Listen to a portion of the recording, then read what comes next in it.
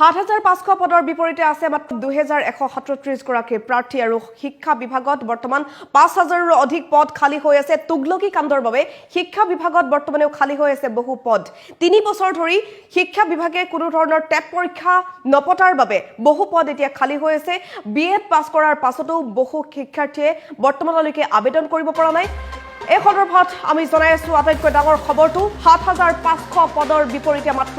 ২১৩৭ গৰাকী প্ৰাৰ্থী শিক্ষা বিভাগৰ তুগলকি কাণ্ডৰ বাবে ৫ সহস্ৰাধিক পদ এতিয়াও খালী হৈ আছে খালী হৈ ৰব নেকি এই কেইটা পদ তাক লৈ এতিয়া প্ৰশ্ন উত্থাপন হৈছে যেহেতু বৰ্তমানে বিএড পাছ কৰাৰ পাছতো কোনো ধৰণৰ তেওঁলোকে আবেদন কৰিব পৰা নাই ৩ বছৰে টেট পৰীক্ষা পতা নাই যাৰ বাবে বিএড পাছ কৰাৰ পাছতো আবেদন কৰিব নোৱাৰিলে শ শিক্ষিত নিবনুৱাসকল এতিয়া নিৰুপায় হৈ পৰিছে শিক্ষা বিভাগৰ ভুলৰ বাবে খালী হৈ আছে হাজাৰ হাজাৰ স্নাতক শিক্ষকৰ পদ শিক্ষকৰ খালী পদৰ বাবে অন্ধকাৰছন্ন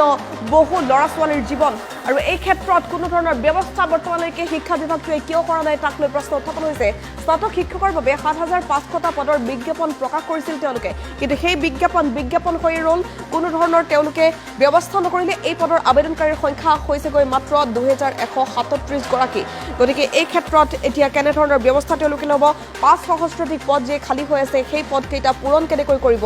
আবেদনকাৰীৰ সকলো প্ৰাৰ্থীয়ে নিযুক্তি পালেও খালী হৈ থাকিব ৫৩৬৫টা পদ গতিকে এই খালী পদকেইটা কেতিয়া কেনেকৈ পূৰণ কৰিব তেওঁলোকে ২১৩৭ জন প্ৰাৰ্থীৰ সংখ্যা হ্ৰাস হোৱাৰো সম্ভাৱনা আছে বুলি জানিব পৰা গৈছে গতিকে খালী হৈ থকা পদসমূহ পূৰণ কেনেকৈ হ'ব সেইটো হৈ এতিয়া ডাঙৰ প্ৰশ্ন অন্ধকাৰছন্ন হৈ পৰিছে এতিয়া শিক্ষা বিভাগটো একোজন প্ৰাৰ্থীয়ে ২টা-৩টা পদৰ বাবে আবেদন দাখিল কৰিছে যিহেতু গতিকে একোজন প্ৰাৰ্থীয়ে এটা পদতহে চাকৰি কৰিব গতিকে বাকী পদবোৰ নিশ্চিতভাৱে খালী হৈ যাব গতিকে ৫০০০ৰো অধিক পদ খালী হৈ থাকিব সেই খালী পদকেইটাত কেনেকৈ তেওঁলোকে পূৰণ কৰিব তাক লৈ ডাঙৰ প্ৰশ্ন উত্থাপন হৈছে শিক্ষা বিভাগৰ অন্য এক ভুল অন্য এক তুগলকি কাণ্ড যাৰ ফলত এই পৰিস্থিতিৰ উদ্ভৱ হৈছে ৩ বছৰ ধৰি টেট পৰীক্ষা অনুষ্ঠিত হোৱা নাছিল যাৰ ফলত বিএড পাছ কৰিও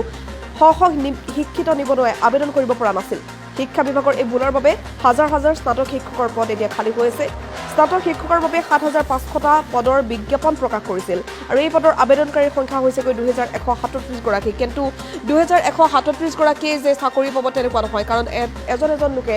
৩-৪টা পদৰ বাবে আবেদন কৰিছে নিশ্চিতভাৱে এই সংখ্যা কমিব